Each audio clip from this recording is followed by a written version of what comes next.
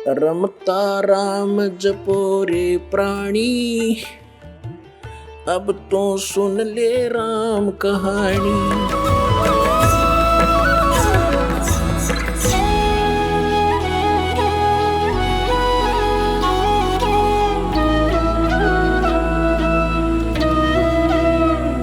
अब जो प्रसंग है वही आते हैं कि बिन साहिब की बंदगी कहीं ठोर ठिकाना ना। ये ठोर ठिकाना फिर सतलोक में। श्रीमद् भगवद गीता अध्याय नंबर 4 के श्लोक 32 और 34 का निष्कर्ष है।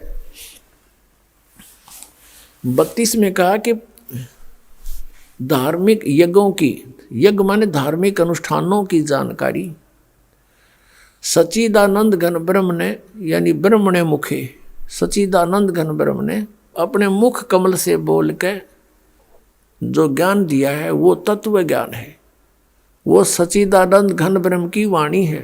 गीता अनुवादकर्ताओं ने ब्रह्मणे मुखी का अर्थ यहां पर गलत कर दिया। उन्होंने वेद की वाणी लिख दी, क्योंकि ये तो विचलित थे, इनके पास वो मास्टर की नहीं थी या सृष्टि रचना का ज्ञान था नहीं जिससे सब सदग्रंथ खुल सकते हैं, जिस कारण से इन्होंने अर्थों के अनर्थ कर डाले। श्रीमद् भगवत गीता अध्याय नंबर 7 के श्लोक नंबर 18 में अनुत्तमम शब्द का अति उत्तम कर रखा है। बता, 6ठी कक्षा के बच्चे ने पूछ ले, उत्तम माने श्रेष्ठ, गुड, अनुत्तम माने बैड। और ये बैड का अर्थ गुड लिख रहे हैं, बुद्धि मारी गई इनकी, क्योंकि इनको ज्ञान नहीं था। 18वें अध्याय के 66वें श्लोक में वर्ज माने जाना होता है, इन्होंने आना कर रखा है। गो माने जाना होता, उसका कम लिख दिया, आना कर दिया। तो काहे के विद्वान थे ये? क्योंकि इनको ज्ञान नहीं था, अज्ञानी थे। अब प्रसंग चल रहा है कि 4थे अध्याय के 32वें श्लोक में कहा है कि सच्चिदानंद घन ब्रह्म की वाणी में धार्मिक अनुष्ठानों की जानकारी विस्तार से कही गई है, और वो परमात्मा ने स्वयं आकर के ज्ञान दिया है अपने मुख कमल से। वो कबीर वाणी है, और कबीर वाणी को समझने वाले भी कुछ ही संत मिलेंगे, सभी नहीं है। तो 4थे अध्याय के 34वें श्लोक में कहा है कि जो तत्व ज्ञान सच्चिदानंद घन ब्रह्म की वाणी में, कबीर वाणी में है, उसको, वो तत्व ज्ञान है, उस तत्व ज्ञान को तू तत्वदर्शी संतों के पास जाकर समझ। विनम्र भाव से प्रार्थना करना, कपट छोड़कर बात करना, वो तत्वदर्शी संत तुझे उस परमात्म तत्व का ज्ञान कराएंगे। अब 15वें अध्याय के 1 से 4 में स्पष्ट किया है कि उल्टे लटके हुए संसार रूपी वृक्ष को, उल्टा लटका हुआ संसार रूपी वृक्ष है, ऊपर को इसकी जड़ है, वो तो परम दिव्य पुरुष है, वो परम अक्षर ब्रह्म समझो, और नीचे को तीनों गुण रूपी शाखा है। और जो संत इस वृक्ष के सभी पार्ट्स बता देगा, भाई जैसे संसार रूपी वृक्ष है, फॉर एग्जाम्पल है, तो इसमें मूल कौन है, कौन परमात्मा है, कौन प्रभु है, कौन साहिब है, और तना कौन है, डार कौन है, शाखा कौन है, पत्ते क्या है, स वेदविद, वो वेद के तात्पर्य को जानने वाला है, वो तत्वदर्शी संत है। पहचान बता दी कि ऊर्ध्व मूलम अधः शाखम, ऊपर को मूल वाला, नीचे को तीनों गुण रूपी शाखा वाला, ये संसार रूपी वृक्ष है। जो इसको पत्तों सहित बता देगा, जड़ से लेकर ये कौन विभाग अलग अलग बताएगा, स वेदविद, तो वो परमेश्वर ने स्वयं आकर के अपनी सच्चिदानंद घन ब्रह्म की वाणी कबीर वाणी में बोला हुआ है। अक्षर पुरुष एक पेड़ है, निरंजन वा की डार, और तीनों देवा शाखा है, ये पात रूप संसार। ओए होए, अक्षर पुरुष एक पेड़ है, सरपुरुष वा की डार, इस तरह समझो। जैसे गीता जी को समझना है तो ऐसे समझो इस वाणी को।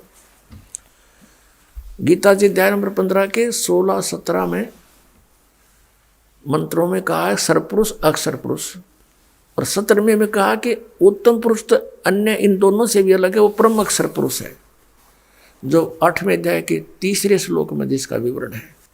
तो यहां परमात्मा ने बताया है कि अक्षर पुरुष एक पेड़ है और सरपुरुष वा की डार, और तीनों देवा शाखा हैं, ये पात रूप संसार। अब देखिएगा एक बार से, पुण्यात्माओं, आप पहली कक्षा के बालक हो, यानी प्रवेश है आपका आज आध्यात्मिक यूनिवर्सिटी में। अब से पहले तो आपको कॉमिक्स पढ़ाई जाती थी, आपको नावल पढ़ाए जाते थे, बेतुकी बातें सुनाई जाती थी, वो अध्यात्म ज्ञान नहीं था। ये देखिएगा उल्टा लटका हुआ संसार रूपी वृक्ष। अब ये है संसार रूपी वृक्ष, और परमात्मा ने इसको कैसे डिफाइन किया है, ये ऐसे देखिएगा। सच्चिदानंद घनब्रह्म की वाणी में क्या लिखा है, कबीर परमेश्वर ने कहा कि अक्षर पुरुष एक पेड़ है, निरंजन वा की डार।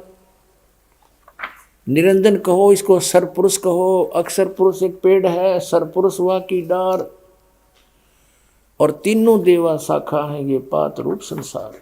अब यहां देखिएगा, पूरे वृक्ष को देखें। ऊर्ध्व मूलम, ऊपर को मूल वाला। अधः शाखम, ये नीचे को शाखा वाला। अश्वत्थम प्राहु अव्यम, छंदासी यस्य प्रणानी। ये देखिएगा। अब ये देखें, श्रीमद् भगवद गीता पंचदशो अध्याय 15वां अध्याय। ऊर्ध्व मूलम अधः शाखम अश्वत्थम प्राहु अव्यम, छंदासी यस्य प्रणानी, ये तम वेद स वेदवित्। अब यहाँ देखो, आदि पुरुष परमेश्वर मूल वाले, यानी ऊपर को जो जड़ हैं, ये जो ऊपर को जड़ हैं वो तो समझो आदि पुरुष परमेश्वर, वो परम अक्षर ब्रह्म है, ये परम अक्षर ब्रह्म है इस संसार रूपी वृक्ष का। यानी जहाँ से इस पूरे पेड़ को आहार प्राप्त होता है, वो कौन है, वो तो आपको बाद में बताएंगे। भी तो युग बता दिया तो बेदक जाओगे। अभी आपको यहीं से लेकर चलते हैं।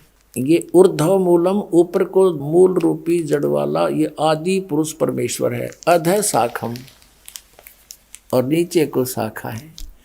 अब गीता ज्ञानदाता ने केवल हिंट दिए हैं ऊर्ध्व मूलम, इस गीता जी में ओनली ऊर्ध्व मूलम अधः शाखम, बस, और कोई संकेत नहीं इसने।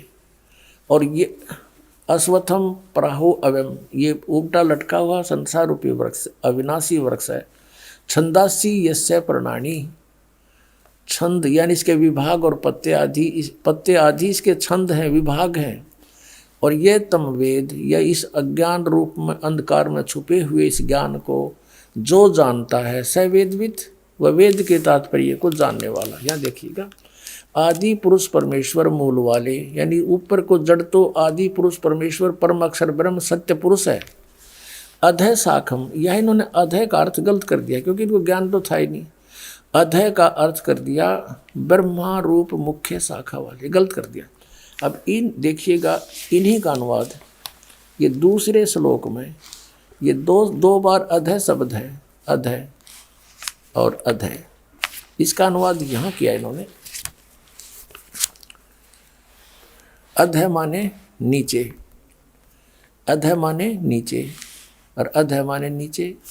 तो यहाँ इब हम परमात्मा के दिए इस ज्ञान से, बुद्धि से हम इसको ठीक करेंगे। ये प्रथम मंत्र में जो अनुवाद गलत कर दिया, यहाँ पर ऊर्ध्व मूलम, ऊपर को आदि पुरुष परमेश्वर मूल वाले, ये तो ठीक संकेत कर दिया अनुवादकर्ता ने।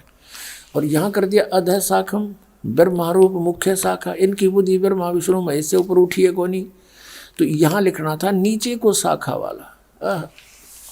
संसार रूपी वृक्ष को अविनाशी कहते हैं। वेद जिसके, इन छंद का अर्थ वेद कर दिया, वेद जिसके पत्ते कहे गए। अभी सुनते जाओ। उस संसार रूप वृक्ष को जो मूल सहित तत्व से जानता है, यानी जड़ से लेकर के सब पत्तों तक जानता है, स वेदवित, वह वेद के तात्पर्य को जानने वाला है, अर्थात वो तत्वदर्शी संत है। इसका ये अर्थ है।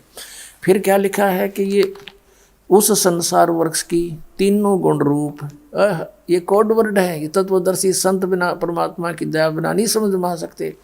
रजगुण ब्रह्मा, सतगुण विष्णु, तमगुण शिव जी रूपी ये इसकी शाखा है। वो संसार की तीनों गुण रूपी विषय परवाला शाखा, ये शाखाएं हैं। यही समझो, इतना ही काफी है। इन्होंने तो बहुत कुछ लिख रखा है। नीचे और ऊपर फैली हुई है और इस मनुष्य लोक में कर्मा के बंधन के अनुसार ये हमें फंसाए रखने की भी मुख्य कारण है। यहाँ मूल जड़ नहीं है। ये ब्रह्मा विष्णु महेश को बताया कि तीनों गुण हमारे को यहाँ कर्मानुसार बांधे रखते हैं। वो नीचे और ऊपर, ये ऊपर स्वर्गलोक में, नीचे पाताल लोक में, पृथ्वी लोक पर यह ज्ञान बोला जा रहा है। ऊपर और नीचे, बस सर्वलोकों में नहीं, ये व्याप्त है बस। अब यहाँ कहता गीता ज्ञानदाता 15वें अध्याय के 3रे श्लोक में, इस संसार रूपी वृक्ष का स्वरूप जैसा कहा है वैसा यहाँ विचार काल में, अर्थात गीता ज्ञानदाता कहता तेरे और मेरे डिस्कशन में अर्जुन यहाँ नहीं, मैं नहीं बता पाऊँगा, नहीं पाया जाता, मैं नहीं बता सकता, क्योंकि इसका न आदि है और न अंत है और न इसकी कोई अच्छी प्रकार स्थिति का मुझे ज्ञान है। इसका अर्थ ये है। इसलिए इस सुविरुद्ध मूलम, अति दृढ़ मूल वाले, ये दिन की अपनी सोच है। अति दृढ़ मूल यानी ऊपर को जो जड़ है वो तो अविनाशी श्लोक है, अविनाशी परमात्मा है। अति दृढ़ मूल वाले, अविनाशी मूल रूपी प्रभु और लोक वाले इस संसार रूपी वृक्ष को दृढ़ है माने दृढ़, असंग शस्त्रेण, उस तत्व ज्ञान रूपी शस्त्र के द्वारा, ये गलत लिखा, उस तत्व ज्ञान रूपी शस्त्र द्वारा काट कर, अर्थात अच्छी तरह समझ कर, 15वें अध्याय का 4थे श्लोक का है। उसके पश्चात उस परम पद रूप परमेश्वर की भली भांति खोज करनी चाहिए, जिसमें गए हुए पुरुष यानी साधक फिर लौटकर संसार में कभी नहीं आते, और जिस परमेश्वर से पुरातन संसार रूपी वृक्ष की प्रवृत्ति विस्तार को प्राप्त हुई है, यानी जिस परमात्मा ने इस संसार रूपी वृक्ष की रचना की है, सारे ब्रह्मांडों की रचना की है, और उसी आदि पुरुष नारायण की मैं शरण हूँ। ओए गीता ज्ञानदाता कह रहा है कि इस प्रकार दृढ़ निश्चय करके उस परमेश्वर का मनन और निधि ध्यान करना चाहिए। अपना भी नहीं बता रहा यहाँ पर, क्योंकि यह चलो चलो मिटाने के लिए उससे की भक्ति करनी पड़ेगी।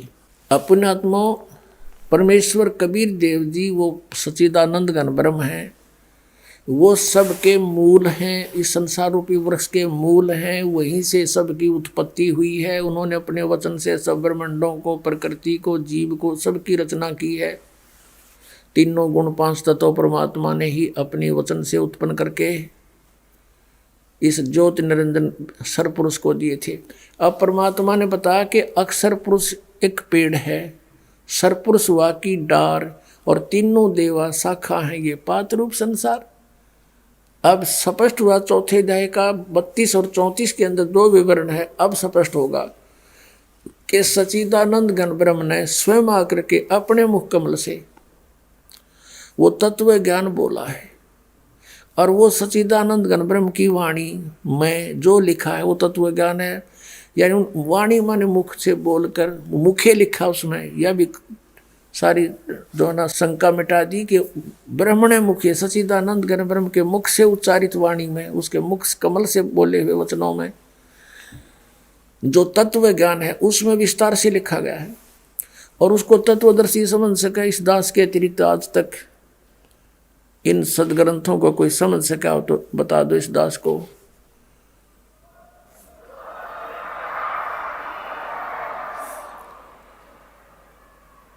पचपन 100 वर्ष हो गए इन पवित्र सदग्रंथों को यहाँ कागज पे लिपिबद्ध हुए को, और आज तक इन सदग्रंथों को ये महर्षि कहलाने वाले नहीं समझ सके।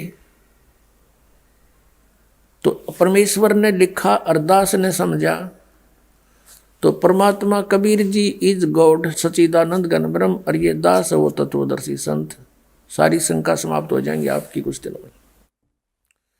दास अभिमान नहीं करता, लेकिन एक जो टीचर बन गया और वो अपने आप को टीचर कह दे, कोई बुराई नहीं है। इतना सा ज्ञान है, इतना सा कहना चाहता दास।